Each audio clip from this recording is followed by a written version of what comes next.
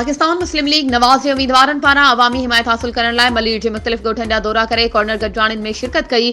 हाशिम ख़ासकेली ॻोठ में पाकिस्तान मुस्लिम लीग नवाज़ पारां मलीर जे क़ौमी तक ऐं 229 जे उम्मीदवार कादिर बख्श कलमती PS 85 जे उम्मीदवार पीर हफीज़ुल्लाह सरहंदी PS 86 जे उम्मीदवार मोहम्मद याकूब ख़ासकेली के ॻोठ जे मौजूदीन पारां अजियाणो ॾिनो वियो। वॾे तइदाद में मौजूदीन ऐं नौजवाननि जी शिरकत भरपूर हिमायत जी ख़ातिरी।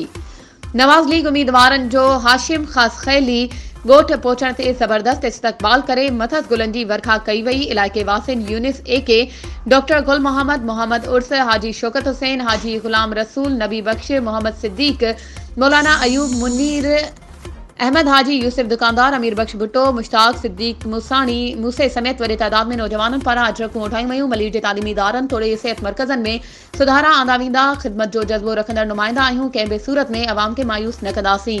हितां जा क़दीमी ॻोठ जदीद दौर में बुनियादी सहूलियतुनि खां महरूम आहिनि। फ़क़ति वोट जी ताक़त सां तब्दीली ईंदी। हिन भेरे मलीर जी अवाम रिवायती सियासतदाननि सुञाणे चुकी आहे। 8 फरवरी ते कामयाबी माणे मलीर समेत सिंध जी अवाम खे ज़रदारी लीग खां निजात ॾियारी वेंदी।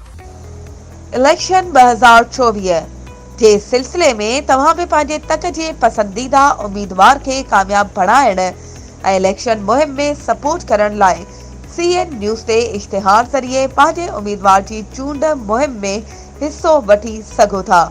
त पोइ देर छाजी, हाणे असां सां राब्तो करियो ऐं पंहिंजे इश्तिहार CN न्यूज़ नेटवर्क ते बुक करायो।